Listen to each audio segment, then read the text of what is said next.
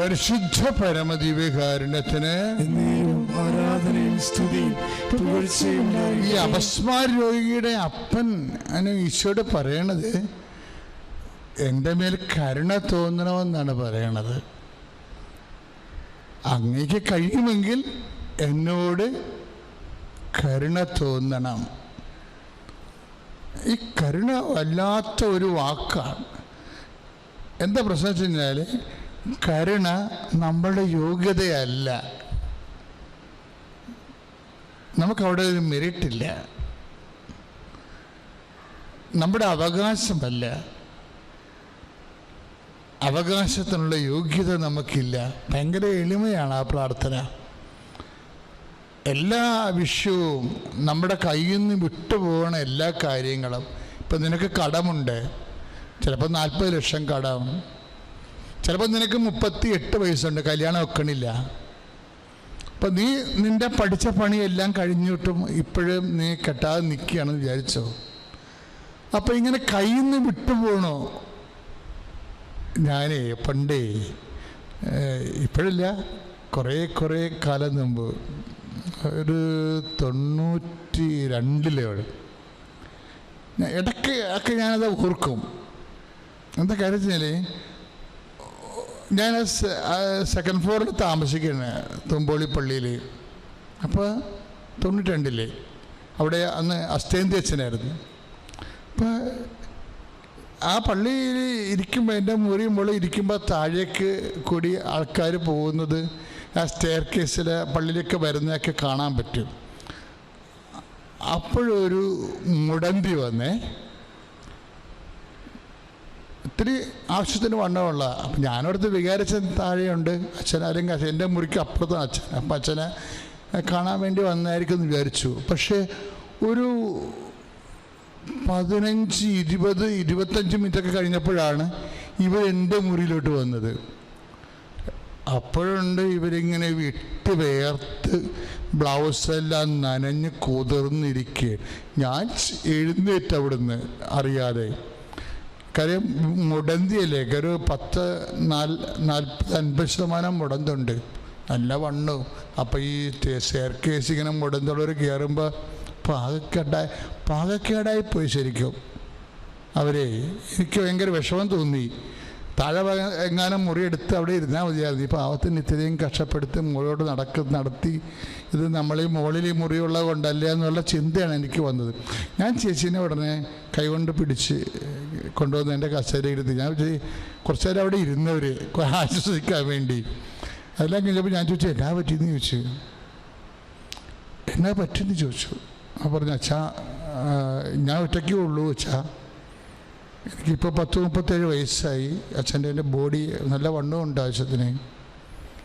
അപ്പോൾ ഇപ്പം ആരും ഇല്ല അച്ഛാ എന്ന് പറഞ്ഞ്.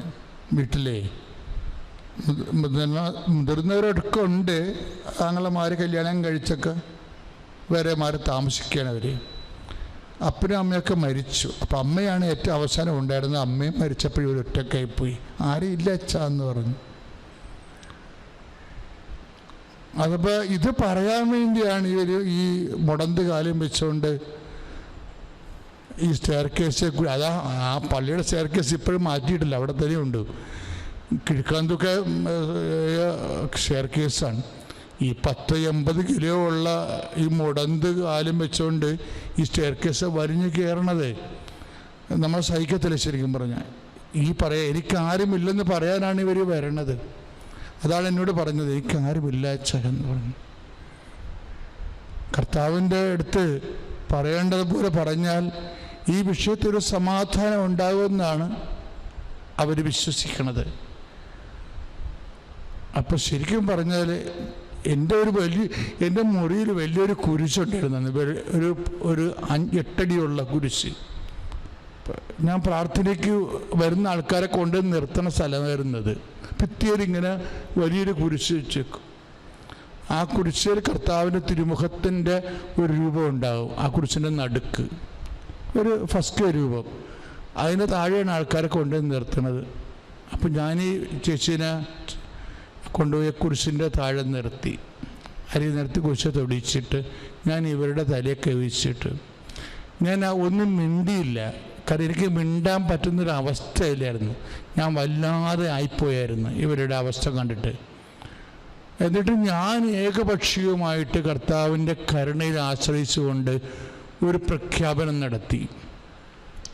2 ആഴ്ചക്കുള്ളിൽ നിങ്ങൾ ഇവിടെ വരും എന്ന് പറഞ്ഞു ഞാൻ അവരോട്. 2 ആഴ്ചക്കുള്ളിൽ നിങ്ങൾ ഇവിടെ വരും. അപ്പോൾ നിങ്ങളുടെ കൈ പിടിച്ചുകൊണ്ട് നിങ്ങളുടെ ജീവിത പങ്കാളി ഉണ്ടായിരിക്കുമെന്ന് പറഞ്ഞു. That's only. പിന്നീട് അവർ പതുക്കെ പോയി. അത്രയേ ഉള്ളൂ. പ്രാർത്ഥന കഴിഞ്ഞു. ഒരു 2 മിനിറ്റോ കൊണ്ട് ആ പ്രാർത്ഥന കഴിഞ്ഞു.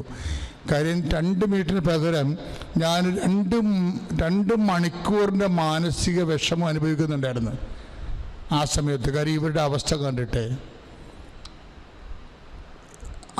അതായത് നമ്മളെപ്പോഴും ഈശോയുടെ മുമ്പിൽ വരുമ്പോൾ നമ്മളെപ്പോഴും ചിന്തിക്കേണ്ടതേ ഈശോനെ കുറിച്ച് മാത്രമായിരിക്കണം, നമ്മളെക്കുറിച്ചല്ല. അതിൻ്റെ സംഭവം എന്താണെന്നറിയാമോ? അതായത് ഞാൻ പറഞ്ഞ എൻ്റെ വാക്ക് പോലും കർത്താവ് മാനിച്ചെന്നാണ് സത്യം. 2 ആഴ്ച കൊണ്ട് ഒരു കല്യാണം ഒത്താൽ പോലും 2 ആഴ്ച കൊണ്ട് മനസ്സമ്മതം പോലും നടക്കത്തില്ല. എനിക്കതിനെക്കുറിച്ച് ഞാൻ കൊച്ചതിനായാണ് കല്യാണത്തിനൊക്കെ ഇത്രയും സമയം വേണോ അതൊന്നും എനിക്ക് ചിന്തിച്ചില്ല. ഞാൻ അതിനെക്കുറിച്ച് ഓർത്തുകൂടിയില്ല. ഞാൻ ഈ കുരിശൻ നോക്കി പറഞ്ഞു 2 ആഴ്ച കൊണ്ട് ജീവിത പങ്കാളിയും കൊണ്ട് നിങ്ങൾ ഇവിടെ വരുമെന്ന് പറഞ്ഞു. ഇത്രയേ ഉള്ളൂ പറഞ്ഞത്. പക്ഷെ അത് ഒരു മണ്ടം പറച്ചിലാണ്. കാരണം വെച്ചാൽ 2 ആഴ്ച കൊണ്ട് ജീവിത പങ്കാളി കിട്ടത്തില്ല, മനസ്സമ്മതം പോലും നടക്കാൻ പറ്റത്തില്ല. ഇപ്പം എന്താ സംഭവിച്ചെന്നറിയോ? ഞാൻ എൻ്റെ കർത്താവിനെ കണ്ടുകൊണ്ടാണ് പറഞ്ഞത്, വേറെ ഒന്നും കണ്ടില്ല. അവർക്ക് മുടന്തുണ്ടോ, അവർക്ക് 80 കിലോ തൂക്കമുണ്ടോ, ഇത്രയും പ്രായം ആൾക്കാരെല്ലാം കെട്ടുവോ, ഇതൊന്നും നമുക്കറിയേണ്ട ഒരു കാര്യമില്ല. നമ്മുടെ ജീവിതത്തിൻ്റെ ആവശ്യകതകളൊന്നും നമുക്കറിയേണ്ട കാര്യമില്ല. കാര്യം നമ്മൾ സൃഷ്ടിച്ചവൻ എത്രയോ 10,000 കോടികളെ ഇതുപോലെ കണ്ണീരൊപ്പിയവനാണ്. എൻ്റെ സഹോദരനെ ശ്രദ്ധിക്കണം, എൻ്റെ സഹോദരൻ വിശ്വസിക്കണം. 2 ആഴ്ച ഞാൻ പറഞ്ഞ വാക്ക്, ആ വാക്ക് 2 ആഴ്ചക്കുള്ളിൽ ഞാൻ നോക്കുമ്പോൾ മിടുക്കനായ ഒരു മനുഷ്യനെയും കല്യാണം കഴിച്ച് കഴുത്ത് നിറച്ച് പൊന്നു വിട്ട് ഒരു പച്ച പട്ട് സാരി ഉടുത്തുകൊണ്ട് അവരെൻ്റെ മുറി കയറി വന്നു. അന്ന് അവരെ പിടിച്ചു കയറ്റിയത് ആ ജീവിത പങ്കാളിയായിരുന്നു. കർത്താവിൻ്റെ കയ്യിൽ നിൻ്റെ ജീവിത പങ്കാളിയുണ്ട്.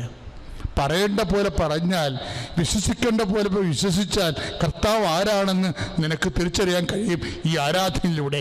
ശ്രുതികട്ടെ ഹല്ലേലൂയ,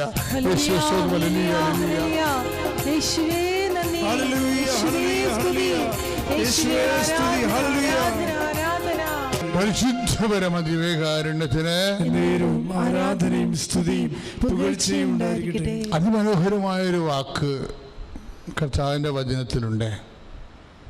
വളരെ ആവേശം കൊള്ളിക്കുന്നൊരു വാക്കാണ്. അത് പറഞ്ഞത് പത്രോസാണ് പറഞ്ഞത്. ഞാൻ എപ്പോഴും ഓർക്കുകയെ, ഈ പത്രോസിന് എന്നാ ഇത്രയും പവറെന്ന്. കാര്യം മനുഷ്യൻ്റെ വായിൽ നിന്ന് വരുന്ന വാക്കുകൊണ്ടാണ് പിന്നീട് സഭ പണിയപ്പെടുന്നത്. കർത്താവ് പത്രോസിനോട് ചോദിക്കും, നീ വല്ലതും ഉണ്ടോ എന്ന് ചോദിക്കും. പത്രോസ് പറയും, ഞങ്ങൾ പകല് പണിക്ക് പോകാൻ പറ്റണില്ല, ഭയങ്കര ചൂട് വെള്ളമാണ്. ഞാൻ ഇസ്രയേലിൽ പോയിട്ടുണ്ട്. ഈ ഗലീല കടലിലൊക്കെ 2.5 മണിക്കൂറോളം വള്ളത്തിൽ സഞ്ചരിച്ചതാണ്. എൻ്റെ അമ്മ നമ്മൾ അതായത് ഈ വേമ്പനാട്ട് കായൽ പോലെ ഒരു വീതിയുള്ള വലിയൊരു കായലാണ് ഈ സംഭവം. കടലെന്ന് പറയുമ്പോൾ നമ്മളെപ്പോലെ അറബിക്കടൽ തിരച്ചിലൊന്നും ഇല്ല. പക്ഷേ നമ്മൾ വേമ്പനാട്ട് കായലിൽ കൂടി പോകുമ്പോൾ നമുക്ക് എന്നാ സുഖമാണ്. കാര്യം നല്ല തണുത്ത കാറ്റൊക്കെ വരും. എത്ര ചൂടാണെന്ന് പറഞ്ഞാലും 27-8 അപ്പുറത്ത് ടെമ്പറേച്ചർ ഉണ്ടാകത്തില്ല. ഇസ്രയേലിൽ ഈ ഗലീല കടലിൽ കൂടി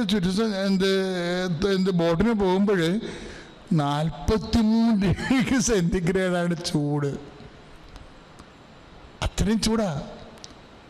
അപ്പോഴേ ഈ വെള്ളം ചൂടായി കിടക്കും, ഒരു മീനും വരത്തില്ല. അതുകൊണ്ടാണ് ഇവർ വെള്ളം തണുത്തിട്ട് രാത്രി പണിക്ക് പോണത്. അപ്പോൾ ഞാൻ ഓർത്ത്, ആ കടലിൽ സഞ്ചരിക്കുമ്പോൾ, ഗലീല കടലിൽ സഞ്ചരിക്കുമ്പോൾ ഞാൻ ഓർത്ത്, ദൈവമേ പത്രോസം പറഞ്ഞത് ശരിയാണല്ല. ഈ ചൂടിന് എവിടെ മീൻ കിട്ടാനാണ്? ഒറ്റ വള്ളക്കാരില്ല കടലിൽ. കാര്യം ഈ രാത്രി പകല് മുഴുവനും ചൂടായത് കാരണം, സമ്മർ ടൈം ആയതിൽ ചൂടായ കാരണം അതാണ് പത്രോസ് പറയുന്നത്, ഞങ്ങൾ രാത്രിയാണ് ഇപ്പോൾ പണിക്ക് പോകണതെന്ന് പറയും. രാത്രി മുഴുവൻ പണിയെടുത്തിട്ട് ഞങ്ങൾക്കൊന്നും കിട്ടിയില്ല എന്ന് പറയും. അപ്പം അതിൻ്റെ അർത്ഥം രാത്രിയും പണിയെടുത്തിട്ട് മീൻ കിട്ടിയില്ല എന്നുണ്ടെങ്കിൽ കടലിൽ മീനില്ലെന്ന് അതിൻ്റെ അർത്ഥം. പകലില്ലല്ലോ. ഇപ്പം രാത്രിയാണോ പിന്നെ ഉണ്ടെങ്കിൽ കിട്ടണത്? രാത്രി മുഴുവനും പണിയെടുക്കുകയാണ്, എന്നിട്ട് ഞങ്ങൾക്കൊന്നും കിട്ടിയില്ല എന്ന് പറയും. അപ്പോൾ ഈശോ പറയും, വള്ളത്തിൻ്റെ വലതുവശത്ത് വലയിറക്കുക. പക്ഷെ അങ്ങനെ പറയുമ്പോൾ വരുന്നൊരു വിഷയം എന്താണെന്നറിയോ? പത്രോസ് ഒരു വാക്ക് പറയും. എന്താ പറയണത്? പകലും പണിയില്ല, മീനില്ല, രാത്രിയും പണിയില്ല, മീനില്ല. പക്ഷേ ഇതാണ് അവസ്ഥ, ശുദ്ധശൂന്യതയാണ്. പക്ഷേ നീ പറഞ്ഞത് എങ്കിലും എന്നൊരു വാക്ക് പറയും. ബട്ട് ഹെരി ഹാഫ്. ആ വാക്ക് ഭയങ്കര പ്രിപ്പോസിഷനാണെന്ന് തോന്നുന്നത്. അത് ബട്ട് ഹെരി ഹാഫ്, എങ്കിലും എന്ന ഒറ്റ വാക്കേ ഉള്ളൂ. അതിലാണ് എല്ലാം ഇരിക്കുന്നത്. നമ്മൾ 5-5 ബട്ട് ഹെരി ഹാഫ്. ഇതാണ്, ദിസ് ഈസ് ദ സിറ്റുവേഷൻ. പകല് വെള്ളം ചൂടാണ്, മീനൊന്നും മുളി വരത്തില്ല വരയിട്ടാൻ. അതുകൊണ്ട് രാത്രി പോകണമെന്നുണ്ട്. രാത്രി മീനില്ലാത്ത കൊണ്ട് കടൽ ശുദ്ധശൂന്യമാണ്. But any have. അതാണ് പത്രോസിൻ്റെ ഒരു വിശ്വാസം. എങ്കിലും 5:5 ലുക്കായുടെ സുവിശേഷം, വിശുദ്ധ ലുക്കായുടെ സുവിശേഷം, ബട്ട് എനി ഹാഫ്. അതിനകത്ത് ഏറ്റവും വലിയ വചനം എന്ന് പറയുന്നത് ബട്ട് എനി ഹാഫ്. എൻ്റെ situation is such drastic is my situation, but anyhow. ഇത്രയും ദുരന്തപൂർണമാണ്, ഇത്രയും ഹോപ്പ്ലെസ് ആണ്. My condition is so hopeless than anything. എന്തിനേക്കാളും ഒരു പ്രത്യാശയില്ലാത്ത അവസ്ഥയാണിത്. But anyhow I believe in your word. ഞാൻ നീ പറഞ്ഞതനുസരിച്ച്, നിന്റെ വചനത്തിൽ വിശ്വസിച്ചുകൊണ്ട്, ഞാൻ നിന്റെ വാക്കിൽ മാത്രം വിശ്വസിച്ചുകൊണ്ട് എന്റെ വലയിറക്കുന്നു. ശ്രുതികട ഹല്ലേലൂയ.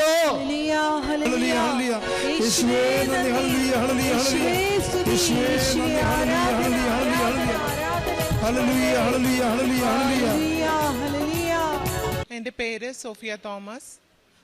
ഞങ്ങൾ അയർലൻഡിൽ നിന്നാണ് വരുന്നത്. നാട്ടിൽ മുഹമ്മദ് സെൻറ്റ് ജോർജ് ഇടവകാംഗമാണ്. ഞാൻ ഉടമ്പടി എടുക്കുന്നത് 24/4/2023 അന്ന് ഉടമ്പടിയിൽ വെച്ച കാര്യങ്ങൾ എനിക്ക് ഈ 2 വർഷത്തിന് ശേഷമാണ് എല്ലാം ഒരുമിച്ച് സാധിച്ചു കിട്ടി. ഞങ്ങൾ ഏപ്രിലാണ് ഉടമ്പടി എടുത്തതെങ്കിലും തിരിച്ച് അങ്ങോട്ട് പോയി. അപ്പം അച്ഛന് അവിടെ ഓഗസ്റ്റിൽ വന്ന് ധ്യാനിപ്പിച്ചായിരുന്നു. അപ്പോൾ ആ ധ്യാനത്തിലും എനിക്ക് പങ്കെടുക്കാൻ പറ്റി. അപ്പം അച്ഛൻ വയറിൽ കൈവച്ച് പ്രാർത്ഥിച്ചിരുന്നു. അപ്പം ഞങ്ങളുടെ 9 വർഷമായി ഇവനുണ്ടായിട്ട്. അത് കഴിഞ്ഞ് ഞങ്ങളൊരു കുഞ്ഞിന് കൂടെ ആഗ്രഹിച്ചിരുന്നു. അപ്പോൾ എനിക്ക് കുറച്ച് ഫൈബ്രോയിഡ്സും ഇഷ്യൂസൊക്കെ ഉള്ളത് കൊണ്ട് 2 വട്ടം പ്രഗ്നൻ്റ് ആയെങ്കിലും അത് മിസ്കാരേജ് ആയിപ്പോയി. അപ്പം ഞങ്ങൾ മാതാവിന് ഇഷ്ടമുള്ളപ്പോൾ തരട്ടെ എന്ന് വിചാരിച്ച് അതിനെക്കുറിച്ച് പിന്നെ പ്രാർത്ഥിക്കില്ലായിരുന്നു. കാരണം അമ്മയ്ക്കറിയാം എനിക്ക് എപ്പോഴാണ് വേണ്ടതെന്ന്. അതുകൊണ്ട് ഞാനത് പ്രാർത്ഥിച്ചില്ല. പക്ഷേ ഉടമ്പടിയിൽ അത് വെച്ചിരുന്നതാണ്. അപ്പം ഞങ്ങൾ പ്രാർത്ഥനകളൊക്കെ കണ്ടിന്യൂ ചെയ്തിരുന്നു. അങ്ങനെ കഴിഞ്ഞ വർഷം 2024 സെപ്റ്റംബറിൽ ഞാൻ ഒക്ടോബറിൽ ഇങ്ങനെ ഇവിടെ റാലിക്ക് വരാൻ വേണ്ടി ഞങ്ങൾ പ്ലാൻ ചെയ്തിരിക്കുമായിരുന്നു. അപ്പോൾ സെപ്റ്റംബറിൽ എനിക്ക് മിസ്ഡ് പീരീഡ് ആയപ്പോൾ ഞാനൊന്ന് ചെക്ക് ചെയ്ത് നോക്കി. അത് ഒരു സെപ്റ്റംബർ 26 ആയിരുന്നു. അപ്പം പോസിറ്റീവ് കാണിച്ചു. അപ്പം ഞങ്ങൾ ഓൾറെഡി ലീവിനൊക്കെ ഒക്ടോബറിൽ അവിടെ പറഞ്ഞിരുന്നതുകൊണ്ടും എനിക്കറിയാമായിരുന്നു അവിടെ മെഡിക്കലി ഡോക്ടേഴ്സിനെ കാണിച്ച് അവർ അലൗ ചെയ്യില്ല ഫ്ലൈറ്റ് യാത്ര, കാരണം എനിക്ക് 2 മിസ്കാരേജ് ഉള്ളതുകൊണ്ട്. അപ്പം ഞാൻ ഹസ്ബൻഡിനോട് പറഞ്ഞു, ആരോടും പറയണ്ട, നാട്ടിലും പറയണ്ട, എനിക്ക് റാലി പോയേ പറ്റൂ, ഞാൻ പോകും. അപ്പം ഞങ്ങൾ ഫാമിലി ആയിട്ട് ഒക്ടോബറിൽ വന്നു. എനിക്ക് ലാൻഡിങ്ങിൻ്റെയോ ടേക്ക് ഓഫിൻ്റെയോ ഒരു സമയത്തും ഒന്നും എനിക്കൊരു പ്രശ്നമില്ലായിരുന്നു. ഞങ്ങൾ വന്നു. അപ്പം അച്ഛൻ പറഞ്ഞായിരുന്നു, എനിക്ക് നല്ല വോമിറ്റിംഗ് ഒക്കെ ഉണ്ടായിരുന്നു. അപ്പം അച്ഛൻ അർത്തിങ്കപ്പള്ളിയിൽ നിന്നാൽ മതി ഹെൽത്ത് ഇഷ്യൂസ് ഉള്ളവരെന്ന് പറഞ്ഞിരുന്നു. അപ്പം എനിക്ക് വോമിറ്റിംഗ് കണ്ടിന്യൂസ് ഉണ്ടായിരുന്നു. പക്ഷേ ആ ഒരു ദിവസം ഞാൻ അവിടെ വന്ന് റാലി തുടങ്ങുന്ന തൊട്ട് വൈകിട്ട് വരെ നിന്നിട്ട് എനിക്ക് ഒരു വോമിറ്റിങ്ങോ ഒരു തലകറക്കോ ഒന്നും ഇല്ലായിരുന്നു വീട്ടിൽ ചെല്ലുന്നത് വരെ. അങ്ങനെ കഴിഞ്ഞ മെയ്യിൽ 14-ാം തീയതി എമർജൻസി സിസേറിയൻ ആയിരുന്നു. ഞങ്ങൾക്കൊരു കുഞ്ഞുണ്ടായി. എൻ്റെ പേര് എസക്കിയേൽ ടോം ജോസഫ് എന്നാണ്. നല്ല ആരോഗ്യമുള്ളൊരു കുഞ്ഞിനെ തന്നെ മാതാവ് ഞങ്ങളെ അനുഗ്രഹിച്ചു. എല്ലാ ദിവസവും ആ സമയത്തൊക്കെ ഞങ്ങൾ ഉടമ്പടി എടുത്ത കാലം തൊട്ട് ഞാനും ഹസ്ബൻഡും എന്നും വെളുപ്പിനെയും രാത്രിയും അലാം വെച്ച് ഞങ്ങൾ ഉടമ്പടി പ്രാർത്ഥനകൾ ചൊല്ലും. വയറ്റിൽ ഉടമ്പടി തൈലം എന്നും വിശ്വാസ പ്രമാണം ചൊല്ലി അപ്ലൈ ചെയ്യുമായിരുന്നു. പിന്നെ രണ്ടാമതായി ഞങ്ങൾക്ക് അവിടെ ഒരു വീട് വാങ്ങുന്നതായിരുന്നു. ഇതെല്ലാം ഞാൻ ആദ്യത്തെ ഉടമ്പടിയിൽ വെച്ച കാര്യങ്ങളാണ്. പ്രാർത്ഥിക്കുമായിരുന്നു, പക്ഷേ അത് പ്രത്യേകിച്ച് മാതാവിന് ഇഷ്ടമുള്ള സമയത്ത് തന്നാൽ മതിയെന്നാണ്. ഞാനൊരു കാര്യവും എനിക്കത് പിടിച്ച് വാങ്ങുന്ന എനിക്ക് വേണ്ട, അമ്മയ്ക്ക് ഇഷ്ടമുണ്ടെങ്കിൽ തന്നാൽ മതിയെന്നായിരുന്നു. അപ്പം ഞങ്ങൾക്ക് ആ വീടും ഈ കുഞ്ഞുണ്ടായി ആ സമയത്താണ് അതിൻ്റെ പ്രോസസ്സിംഗ് ഒക്കെ നടന്നത്. ഒത്തിരി തടസ്സങ്ങളുണ്ടായിരുന്നു. അപ്പോഴൊക്കെ പോകുന്ന സ്ഥലങ്ങളിലെല്ലാം ഞങ്ങൾ നെറ്റിയിൽ തൈലം പൂശിയിട്ട് ആ ചെല്ലുന്നിടത്തെല്ലാം ഞാൻ ഹസ്ബൻഡിനോട് പറയും, ഞാൻ അവരോട് സംസാരിക്കുന്ന സമയത്ത് അവിടെ ചെറുതായി ഒന്ന് കുരിശ് വരച്ച് പ്രതിഷ്ഠീകരണ പ്രാർത്ഥന ചൊല്ലിക്കണമെന്ന്. ഒരു തടസ്സവും ഇല്ലാതെ ഞങ്ങൾക്ക് ആ വീട് നൽകി. ആ വീട് തന്നതും അവിടെ ഓപ്ഷൻസ് ഉണ്ട്. അപ്പം ബിഡിങ് എന്ന് പറഞ്ഞൊരു ഇതുണ്ട്. അപ്പം ഞാൻ ബിഡിങ് ചെയ്യുമ്പോൾ നമുക്ക് പറ്റുന്ന എമൗണ്ട് അല്ലെങ്കിൽ ഞങ്ങൾ വിടുമായിരുന്നു. അപ്പം മാതാവിനോട് ഞാൻ പറയുമായിരുന്നു, എനിക്ക് വിധിച്ചതാണെങ്കിൽ ഞങ്ങൾ വിട്ടാലും അത് അമ്മയായിട്ട് അവരെ കൊണ്ട് എന്നെ വിളിപ്പിച്ച് ചോദിക്കണമെന്ന്. അപ്പോൾ ഹസ്ബൻഡ് ഓരോ വീട് ഇഷ്ടപ്പെടുമ്പോൾ എന്നോട് പറയും, നീ വിളിച്ചൊന്ന് ചോദിച്ചുകൂടെ? അപ്പം ഞാൻ പറയില്ല, അമ്മ നമുക്ക് നൽകുന്നതാണെങ്കിൽ അവർ തീർച്ചയായും തിരിച്ച് വിളിക്കും. അങ്ങനെ ഒരു ദിവസം എൻ്റെ ഹോസ്പിറ്റലിൻ്റെ അടുത്ത് തന്നെ ഒരു വീട്, ടൗണിലാണ്, ഭയങ്കര എക്സ്പെൻസീവാണ് അവിടെ വീടൊക്കെ വാങ്ങുന്നത്. അവർ എന്നെ വിളിച്ചു, നിങ്ങൾക്ക് തരാനാണ് അവർ ഓണേഴ്സിന് ഇഷ്ടം, ഫാമിലിക്ക് കൊടുക്കാനാണെന്ന് പറഞ്ഞു. ഞാൻ പറഞ്ഞ എമൗണ്ട് ഞങ്ങൾക്കൊരു 20 നാട്ടിലൊരു 20 ലക്ഷത്തോളം കുറച്ച് ഞാനൊരു എമൗണ്ട് പറഞ്ഞിരുന്നു മാതാവിനോട്. എനിക്കത് വിധിച്ചാണെങ്കിൽ ആ എമൗണ്ട് തന്നെ അവരെ അക്സെപ്റ്റ് ചെയ്യണം. ആ എമൗണ്ടിന് തന്നെ ഞങ്ങൾക്ക് വീട് കിട്ടി. അതിൻ്റെ കീമായിട്ടാണ് ഞങ്ങൾ ഹസ്ബൻഡ് കീമായിട്ടാണ് ഞങ്ങളിവിടെ വന്ന. അതിൻ്റെ പണി കുറച്ച് റിനോവേഷൻസൊക്കെ നടക്കുകയാണ്. അങ്ങനെ വീട് ഞങ്ങൾക്ക് കിട്ടി. അതിൻ്റെ പുറകിൽ വീടിൻ്റെ റിനോവേഷന് വേണ്ടിയിട്ട് ഞങ്ങൾക്ക് കുറച്ച് ലോൺ എടുക്കണമായിരുന്നു. അപ്പം അവിടെ ഒരു പ്രശ്നമുണ്ട്, മെറ്റേണിറ്റിയിലാണെങ്കിൽ അവർ ലോൺ പാസ്സാക്കി തരില്ല. ഈവൻ ഞാൻ ഗവൺമെൻറ്റിലാണ് വർക്ക് ചെയ്യുന്നതെങ്കിൽ അവരത് കിട്ടാൻ പാടാണ്. അപ്പം ഞങ്ങൾ 10 ആപ്ലിക്കേഷൻസ് വിട്ടു, എൻ്റെയും ഹസ്ബൻഡിൻ്റെയും ബാങ്കിലൊക്കെ. 10ാമത്തെ വട്ടം ഞാൻ കുഴഞ്ഞു. മാതാവ്, ഇനി ഞാൻ ആ ഒരു കാര്യം മാത്രമേ മാതാവിനോട് ചോദിച്ചുള്ളൂ, എനിക്കിത് പൂർത്തിയാക്കി ഇവിടെ വന്ന സാക്ഷ്യം പറയേണ്ടതാണ്. അപ്പം ഞങ്ങളൊരു ദിവസം ഒരു ബാങ്കിൽ ചെന്നു. അപ്പോൾ ചെന്നപ്പോഴേ ഞാൻ കാര്യം പറഞ്ഞു. അപ്പോൾ അവിടെ ഇരുന്ന ലോൺ ഓഫീസർ എന്നോട് പറഞ്ഞു, കുഴപ്പമില്ല, ഞങ്ങൾ പറഞ്ഞ എമൗണ്ട് തന്നെ വിത്തിൻ 2 days എനിക്ക് പാസ്സാക്കി കിട്ടി. വീടിൻ്റെ പണി ഓൾമോസ്റ്റ് തീരാറായി. ഞങ്ങൾ തിരിച്ചു ചെല്ലുമ്പോൾ എൻ്റെ ഹൗസ് വാമിംഗ് ആണ്. പിന്നെ മൂന്നാമതായി എൻ്റെ ഹസ്ബൻഡിൻ്റെ ഒരു ജോലിയായിരുന്നു. പുള്ളി ആക്ച്വലി അവിടെ വന്ന് ഒരു ഹെൽത്ത് സെക്ടറിൽ തന്നെയാണ് വർക്ക് ചെയ്തുകൊണ്ടിരുന്നത്. പക്ഷേ അത് പുള്ളിക്ക് ഇഷ്ടപ്പെട്ടതായിരുന്നില്ല. പിന്നെ നമ്മുടെ അവിടുത്തെ സിറ്റുവേഷൻസ് കാരണം അതിൽ തന്നെ അങ്ങ് ജോലി ചെയ്തു. അപ്പം ആ മീൻവെയിൽ ബസ് ഡ്രൈവറായിട്ട് അവിടെ നോക്കുന്നുണ്ടായിരുന്നു. അപ്പോൾ ലൈസൻസൊക്കെ മാതാവിൻ്റെ അനുഗ്രഹം കൊണ്ട്, കാരണം അവിടെ ഭയങ്കര ടഫാണ് എക്സാമൊക്കെ പാസ്സാകുക. ക്വസ്റ്റ്യൻസൊക്കെ 800 ക്വസ്റ്റ്യൻസ് ഉണ്ട് ഇംഗ്ലീഷിൽ. അപ്പം പുള്ളിക്ക് അത് ഇച്ചിരി ടഫായിരുന്നു. അപ്പം പുള്ളി എക്സാമിനൊക്കെ പോകുമ്പം ഞാൻ അച്ഛൻ്റെ ധ്യാനം വെച്ച് തിരിച്ചു വരുന്നത് വരെ കണ്ടിന്യൂസ് ധ്യാനങ്ങളും സാക്ഷ്യങ്ങളും കേട്ട പുള്ളി എന്നെ വിളിച്ച് പറയും, പാസ്സായി എന്ന് പറയുമ്പോഴേ ഞാൻ അവിടെ നിന്ന് എഴുന്നേക്കാറുള്ളായിരുന്നു. അത് 2, 3, ഒരു 5-6 റൗണ്ടൊക്കെ ഉണ്ടായിരുന്നു. അതിലെല്ലാം മാതാവിൻ്റെ പ്രസൻസ് ഉണ്ടായിരുന്നു. പാസ്സായി. ഇൻ്റർവ്യൂവിന് പോയപ്പോഴും കമ്മ്യൂണിക്കേഷൻ പുള്ളിക്ക് ഇച്ചിരി ബുദ്ധിമുട്ടാണ്. അപ്പം ഞാൻ പറയും, പരിശുദ്ധാത്മാവേ നീ കൂടെ പോണേ, സഞ്ചാരി മാതാവേ നീ കൂടെ പോണേ. അവിടെയൊക്കെ ചെന്നപ്പം ഒരിക്കലും നടക്കാത്ത കാര്യങ്ങളാണ്. പുള്ളിയോട് ഇൻ്റർവ്യൂവിലൊക്കെ നിനക്ക് ഗൂഗിളിൽ എന്തെങ്കിലും ഹെൽപ്പ് വേണമെങ്കിൽ നോക്കാം, അങ്ങനെ ട്രാൻസ്ലേറ്റേഴ്സ് ഉണ്ടായിരുന്നു. ഇൻ്റർവ്യൂ ഒക്കെ പാസ്സായി. ഹസ്ബൻഡിന് 2 ഗവൺമെൻറ്റും പ്രൈവറ്റിലും ഇപ്പോൾ സെലക്ട് ആയിട്ടുണ്ട്. അപ്പം ഞങ്ങൾ പ്രൈവറ്റിലാണെങ്കിൽ ഈ സെപ്റ്റംബർ 8 ജോയിൻ ചെയ്യണം. അപ്പോൾ ഗവൺമെൻറ് പ്രോസസ്സിങ് ഇച്ചിരി ടൈം എടുക്കും. അപ്പം അത് വരികയാണെങ്കിൽ അതിലോട്ട് ജോയിൻ ചെയ്യണമെന്നാണ് വിചാരിച്ചിരിക്കുന്നത്. പിന്നെ 4മത്തേതെന്ന് വെച്ചാൽ എനിക്ക് ഡ്രൈവിങ് ലൈസൻസ് അവിടെ നാട്ടിലാണെങ്കിൽ കൂടെ എനിക്ക് ഇവൻ ബസ്സിൽ പോകുമ്പോൾ പോലും റോഡിൽ കൂടെ വണ്ടികൾ പോയാൽ ഭയങ്കര ഭയമുള്ള ആളാണ്. അവിടെ ചെന്ന് കഴിഞ്ഞപ്പം എന്തായാലും ലൈസൻസ് എടുത്ത് നമ്മൾ വണ്ടി ഓടിക്കാത്ത പറ്റില്ല എന്നൊരവസ്ഥ ഉണ്ടായി. അങ്ങനെ ഞാൻ ലൈസൻസ് എടുക്കാൻ പോയി. എക്സാം ഫസ്റ്റ് ഇതൊക്കെ പാസ്സായി. പ്രാക്ടിക്കൽ വന്നപ്പം എനിക്ക് ഞാൻ എണ്ണ എടുത്തിരുന്നു. എണ്ണ എടുത്തിട്ട് എൻ്റെ വണ്ടിയിൽ തന്നെ ആയിരുന്നു. അപ്പം ഇൻസ്ട്രക്ടർ വരുന്നതിന് മുമ്പ് ഞാൻ ഇരിക്കുന്ന സീറ്റിൻ്റെ അടിയിൽ വിശ്വാസ പ്രമാണം ചൊല്ലി അങ്ങനെ ടെസ്റ്റ് സ്റ്റാർട്ട് ചെയ്തു. ഇത് എത്തിയപ്പോൾ എനിക്ക് പെട്ടെന്നൊന്ന് കൺഫ്യൂഷൻ വന്നു. ഞാൻ മാതാവിനെ വിളിച്ചു. അപ്പോൾ ഞാൻ പക്ഷേ റൗണ്ട് എടുത്തു. പുള്ളിക്ക് ഞാൻ ഓർത്തും കയ്യിൽ നിന്ന് പോയി. അപ്പം ഞാൻ പറഞ്ഞു, മാതാവേ കൂടെ പോരെ, എനിക്കറിയില്ല, എനിക്ക് ധൈര്യമൊക്കെ അങ്ങ് പോവുക. അങ്ങനെ പക്ഷെ വന്ന് ഞാൻ പോയെന്നും ഇറങ്ങാമെന്ന് വിചാരിച്ച് പുള്ളിക്കാരുടെ അടുത്ത് ചെന്നപ്പോൾ എന്നോട് പറഞ്ഞു, നീ പാസ്സായി. അതെന്നെ സംബന്ധിച്ച് വലിയൊരു ഇതാണ്. കാരണം അറിയാവുന്നവർ പോലും 1, 2, 3, 4 വട്ടം അറ്റംപ്റ്റ് ചെയ്തിട്ടാണ് കിട്ടുന്നത്. ഫസ്റ്റ് അറ്റംപ്റ്റിൽ തന്നെ എനിക്ക് മാതാവ് തന്നു. അത് തന്നേ പിന്നെ എനിക്ക് നല്ല കോൺഫിഡൻ്റ് ആയിരുന്നു. ഡ്രൈവിങ് ചെയ്യാനാകട്ടെ, കുഞ്ഞുങ്ങളെ സ്കൂളിൽ കൊണ്ടുപോകാനെല്ലാം ഞാൻ അത് ചെയ്യുമായിരുന്നു. പിന്നെ ഇങ്ങനെ ഒത്തിരി കാര്യങ്ങൾ എനിക്ക് മാതാവ് തന്ന് അനുഗ്രഹിച്ചിട്ടുണ്ട്. ഇവിടെ പറയാൻ പറ്റാത്ത ഒരു 2-3 സാക്ഷ്യങ്ങളുണ്ട്. അത് എൻ്റെ കൂടെ ഇല്ല. പിന്നെ പ്രേക്ഷിത പ്രവർത്തനങ്ങളായിട്ട് ഞാൻ ചെയ്തുകൊണ്ടിരുന്നത്, ഇവിടുന്ന് പോകുമ്പോൾ ഞാൻ പത്രം കൊടുക്കുമായിരുന്നു. അവിടെ മലയാളികൾക്കാണ് മലയാളം പത്രമായിരുന്നു അന്ന് കൊടുത്തുകൊണ്ടിരുന്നത്. പിന്നെ അതിന് ശേഷം ഞങ്ങൾക്ക് അവിടെ ഒരു ഗ്രൂപ്പുണ്ട്. അച്ഛൻ വന്നതിന് ശേഷം തുടങ്ങിയതാണ് കൃപാസനത്തിൻ്റെ. അതിലൂടെ വരുന്ന PDF-ൻ്റെയും സാക്ഷ്യങ്ങളും എല്ലാ കാര്യങ്ങളും ഞങ്ങൾ ഷെയർ ചെയ്യുമായിരുന്നു. പിന്നെ ഈ നാട്ടിൽ ഞാനൊരു ഹോസ്പിറ്റലിൽ എൻ്റെ ഒരു ആൻറ്റി വർക്ക് ചെയ്യുന്നുണ്ട്. അപ്പോൾ അവിടത്തേക്ക് ആരെങ്കിലും എന്തെങ്കിലും ബുദ്ധിമുട്ടുണ്ടെങ്കിൽ ഞാൻ ആൻറ്റിയോട് പറയും, എന്നോട് പറയണം. ഞങ്ങളാൽ കഴിയുന്ന സാമ്പത്തിക സഹായങ്ങളെല്ലാം ഞങ്ങൾ ചെയ്യാറുണ്ട്. പിന്നെ അല്ലാതെ ആരെങ്കിലും അവിടെ ചോദിച്ചാലും, അവിടെ ഇങ്ങനെ പബ്ലിക്കായിട്ട് നമുക്ക് ചെയ്യാൻ പറ്റില്ല എങ്കിലും അറിഞ്ഞ് വരുന്നവർക്ക് ഞാൻ എൻ്റെ ഹസ്ബൻഡ് ആവട്ടെ ചെയ്യാറുണ്ട്. ഞങ്ങൾ മന്ത്ലി അല്ലാതെ തന്നെ ഒരു പേയ്മെൻറ്റ് അതിന് വേണ്ടി മാറ്റി വെക്കാറുണ്ട്.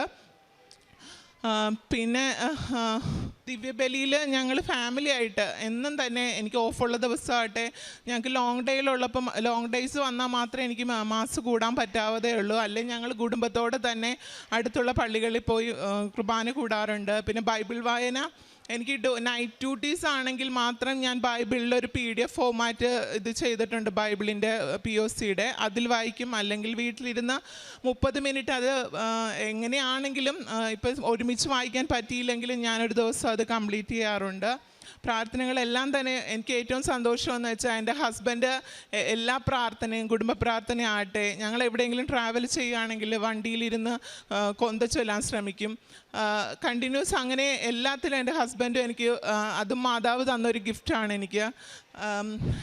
ഒത്തിരി അനുഗ്രഹങ്ങൾ മാതാവ് തന്നിട്ടുണ്ട്. ഇനിയും ഒത്തിരി അനുഗ്രഹങ്ങൾക്ക് സാക്ഷ്യം പറയാൻ ഇവിടെ വരാൻ മാതാവ് എന്നെ അനുവദിക്കണം. എൻ്റെ ഈശോപ്പോയും അമ്മയും ഞങ്ങളുടെ ഒപ്പം എന്നും ഉണ്ടാകണം. എനിക്കൊരു സർജറി വരുന്നുണ്ട്, അതിനും മാതാവിൻ്റെ എല്ലാ അനുഗ്രഹങ്ങളും ഉണ്ടാവുമെന്ന് ഞാൻ പ്രതീക്ഷിക്കുന്നു. மாதாவுக்கும் இயேசுக்கும் கோடான கோடி நன்றி. நான் கன்னியாகுமரி நாகர்கோவிலேருந்து வந்திருக்கேன். நாங்கள் 10/10/2023 முதல்ல உடம்படி எடுத்தேன். எனக்கு பேர் வினோஜா, இது எனக்கு ஹஸ்பண்டு குமார், இது என் மகன் சஜு ஜெய்ஸு. அப்போ நாங்கள் எடுத்துகிட்டு போனோம். 2வது உடம்படி புதுப்பித்தோம். அண்ணன் 2/3/2024 அண்ணன் புதுப்பிச்சுட்டு போனோம். அன்னைக்கு நாங்கள் பஸ்ஸில் இங்கேருந்து நாகர்கோவில் போகிற பஸ் இறந்துறமே ஒரு ஃபோன் உனக்கு என் மகன் வெளிநாட்டு போகிறதுக்காக விண்ணப்பம் வச்சுருந்தேன். அது நடக்காமலே இருந்து நாங்கள் வச்சுட்டு நாங்கள் விண்ணப்பம் வச்சு புதுப்பிச்சுட்டு போன உடனே எங்களை பஸ்ஸில் வச்சு ஃபோன் நீ வெளிநாட்டுக்கு போகிறதுக்கு ரெடியாக இருந்துக்க அப்படின்னு சொல்லி, அப்போ வந்து இவனுக்கு வந்து உடனே நீ என்னைக்கு போகிறாத சொல்லு, நாங்கள் டிக்கெட்டு போட்டு தரோம் அப்படின்னு சொல்லி போன வந்துருந்து. அப்போ உடனே 21ஆந்தேதி போனான். திரும்ப இங்கே கூட வரைக்கும் எங்களுக்கு வாரத்துக்கு கூட நேரம் இல்லை. வேணா இவன் வந்து ஒரு ஆஸ்பத்திரி வழியாக தான் வேலை பார்த்துட்டு இருந்தான். அங்கே சொல்லி வச்சுருந்து விவசாயிக்கு நிறைய இடத்துல கேட்டு வச்சுருந்து அந்த ஆஸ்பத்திரி வழியாகவே ரெடி ஆச்சு. அதனால் இவங்களுக்கு வந்து இவனுக்கு வந்து மெடிக்கலில் லீவ், அந்த ஆஸ்பத்திரிலேருந்து லீவு கொடுக்காததுனால தான் இங்கே வரக்கூட முடியாமல் உடனே போக வேண்டிய நிலைமையில் வருது. அதுபோல் 3 மாதம்தான் இவன் மெடிக்கலில் பரீட்சை எழுதி பாஸ் ஆகினா தான் மெடிக்கலில் நின்று மாத்திரையெல்லாம் எடுத்து கொடுக்க முடியும். இல்லாமல் இருந்தால் குடோனில் தான் வேலை பார்க்கணும். ஆனால் இவனுக்கு வந்து 3 தடவை பரீட்சை எழுதினான். ஒவ்வொன்றிலையும் தோற்று போயிட்டே இருந்து. அடுத்த வந்து ஒவ்வொரு தடவையும் காசு இருப்பான், உப்பு எல்லாம் கொண்டு தான் போவான். நான் சொன்னேன், மகனே அவனை நல்லா ஜெபம் பண்ணுவான், நீ வந்து உப்பு கொண்டு நீ பரீட்சை எழுத அந்த டெஸ்ட்டில் வச்சுட்டு எழுது, ஜெபம் பண்ண நல்லா ஜெபம் பண்ண, நானும் எங்கள் வீட்டில் ஜெபம் பண்ணேன்னு சொல்லி வீட்டில் இருந்து முழுத்திரியெல்லாம் தடவி அந்த கிருபாசன மாதா வாங்கி நான் வீட்டில் வச்சு ஜெபம் பண்ணுவேன். இங்கேருந்து முழுத்திரியெல்லாம் வாங்கிட்டு போயிருந்தேன். அந்த இடத்துல வச்சு ஜெபம் பண்ணிகிட்டே இருந்தேன். அவன் பரீட்சை எழுதியிருந்தான். அடுத்தது ரிப்போர்ட் அந்த ரிசல்ட் வர 1 வாரம் போல் ஆச்சு. அப்போ ஒவ்வொரு தடையும் வரந்திரமோ நாங்கள் பார்த்துட்டே இருப்போம். இவன் அங்கே ரிப்போர்ட்டு பார்க்க போகிற என்கிட்ட சொல்லிட்டு போவான், நான் ஜெபம் பண்ணிகிட்டே இருப்பேன். அதேபோல் லாஸ்ட்டு போன தடவை ஏன்னா இவனை வந்து இந்த 3 தடவையிலும் எழுதி எடுக்கையில் 3 மாதத்துல நீ சொன்னால் 2 வருஷம் கழித்து தான் எடுக்கணும். அப்போ வந்து மெடிக்கலில் மருந்து கொடுக்க முடியாமல் குடோனில் தான் நிற்கணும். அந்த இதை வச்சு நான் நல்லா மாதாயிட்ட அழுது ஜெபம் பண்ணிகிட்டே இருந்தேன். இவன் வந்து அங்கே டெஸ்ட் எழுதுனதுக்கு வந்து பார்க்க போகிறான், ரிப்போர்ட்டு பார்க்க போகிறான். அந்த நேரத்தில் நான் நல்லா அழுதுட்டு எனக்கு எப்படியாவது அவன் இதில் பாஸ் ஆகிருக்கணும், அவன் குடோனில் நிற்கப்படாது, எனக்கு அவன் வந்து பரீட்சை எழுதி மெடிக்கலில் தான் மாத்திரை எடுத்து கொடுக்கணும் பையன் அப்படின்னு சொல்லி அழுது மாதாயிட்ட கிருபாசனம் மாதாயிட்ட இந்த காசிரமம் வச்சு நான் கேட்டுக்கிட்டே இருந்தேன். அதே போல் அவன் லாஸ்ட்டு உடனே அதே இடத்துல வச்சு கேட்டு பார்த்துட்டு உடனே ஃபோன் பண்ணி சொன்னான், அம்மா நான் பாஸ் ஆகிட்டேன் அப்படின்னு சொன்னேன். 72 மார்க், 60க்கு 72 மார்க் எடுத்து பாஸ் ஆகிருந்தேன். எனக்கு 100க்கு 72 மார்க்கு, 60 எடுத்தாலே பாஸு தான். ஆனால் இவன் 72 மார்க் எடுத்து பாஸ் ஆகி இப்போவும் மெடிக்கல் உள்ளதுன்னு மாத்திரையை கொடுத்துட்ருக்கான். இப்போ 13 நாள் தான் லீவ் கொடுத்துருக்கு. அம்மிட்ட வந்து நாங்கள் சாட்சி சொல்லணும்னு வந்தேன். அது எனக்கு முதல் சாட்சி இவன் வெளிநாட்டுக்கு போனது, 2வது சாட்சி வந்து இவன் பரீட்சையில் பாஸ் ஆகினது, 3வது வந்து எனக்கு கணவருக்கு வந்து அங்கே வருஷக்கணக்காக சவதியில் தான் நிற்காவ. அந்த அரபிக்கு வந்து ஏதோ பிரச்சனைனால அக்கம் அடித்து இவளுக்கு கொடுக்க முடியலை. அந்த கொடுக்க முடியாத பிரச்சனைனால நாங்கள் வந்து காசு வச்சு நானும் நல்லா ஜெபம் பண்ணேன். அவியலும் அங்கே கோயிலுக்கு போவேன், அங்கே வச்சு அவியலும் ஜெபம் பண்ணி இருந்தாவ. ஆனால் அது வந்து அடித்து கிடச்சி வீட்டுக்கு வர முடியாத ஒரு சூழ்நிலை இருந்தவிய வந்து இப்போ வீட்டுக்கு வந்தது. அது 1000 கோடி நன்றி மாதாக்கும் இயேசுக நான் சொன்னேன். அடுத்தது வந்து நான் 4வது சாட்சி, வீட்டில் வந்து பயங்கர கடன், வீட்டு லோன் கூட எடுத்துருந்தோம், கட்ட முடியாமல் அப்பப்போ எனக்கு ஃபோன் வந்துகிட்டே இருக்கும். நான் வந்து வீட்டை வந்து லோனு இந்த சீல் தாங்க வைக்கணும் அப்படின்னு சொல்லி எனக்கு ஃபோன் வந்துகிட்டே இருக்கும். ஒவ்வொரு தடையும் அழுது கொண்டு ரூபா கட்டிகிட்டே இருந்தேன். அடுத்து காசு ரூபா வச்சு மாதாயிட்ட நான் அழுது ஜெபம் பண்ணேன். எனக்கு இந்த கடத்தில் இருந்து நான் அது உடம்படியில் வச்சுருந்தேன். எனக்கு இது வந்து எனக்கு விடுதலை வேணும், எங்கள் கடன் பிரச்சனை தீரணும், வட்டி கடன் நிறைய வட்டி கடத்தில் இருந்தோம், எல்லாத்துலேருந்து எனக்கு விடுதலை வேணும்னு கேட்டிருந்தேன். அதே போல் மாதா எனக்கு தீர்த்து தந்து இப்போ பெரிய ஒரு சீட்டில் தான், சீட்டு கடமாக தான் இருக்கமேந்து வட்டி கடன் வேறு கடனி பெரிய அளவில் இல்லாத அளவுக்கு மனசில் ஒரு நிம்மதி எனக்கு மாதா தந்த மாதாக்கும் இயேசுக்கும் 1000 கோடி நன்றி. அடுத்தது நிறைய ஏழைகளுக்கு வந்து ரூபா கொடுக்கறது, சாப்பாடு கட்டி கொடுக்கறது எல்லாம் கொடுப்பேன். அடுத்து இந்த உடம்படி பத்திரம் கொண்டு கொடுக்க போகிறது, அதில் எல்லாம் கிருபாசன பத்திரம் கொண்டு கொடுக்க போகிறதுக்கு கொடுப்பேன். ஆஸ்பத்திரி விளையாட்டம் நோய் பிடிச்சு கிடக்க வீட்டுள்ள பையன் பார்த்து அவையிட்ட கொடுத்து விசுவாச பிரபலம் சொல்லி கொடுத்து ஜெபம் பண்ண சொல்லுவேன். அதுலேயும் நிறைய மக்கள் வந்து விடுதலை பெற்றிருக்கு. எனக்கு ஒரு மாமிக்க மகன் தான் சுகம் இல்லாமல் கிட்னி பிரச்சனையில் இருந்து, அவனுக்காக நான் அங்கே ஜெபம் பண்ணேன். அவனுக்கு இப்போ வந்து கிட்னி பிரச்சனையிலேருந்து விடுதலை வந்து ஒரு குழந்தையும் இருக்குது, நல்லா இருக்கான். அக்காளுக மகனுக்கு கல்யாணம் நடக்காமல் இருந்து எனக்கு அக்காளுக மகனுக்கு. அடுத்தது அம்மா மாதாவுக்கு இயேசுக நன்றி. இயேசுக்கே நன்றி. மரியே வாழ்க. லாஸ்ட்டு 3வது ஒரு உடம்படி ஒரு 10 நாளைக்கு முன்னாடி எடுத்துகிட்டு போயிருந்தோம். அப்போ உடம்படி எடுத்தாக்கில் 3 பை நிறைய பத்திரம் கிடைக்கும் நமக்கு.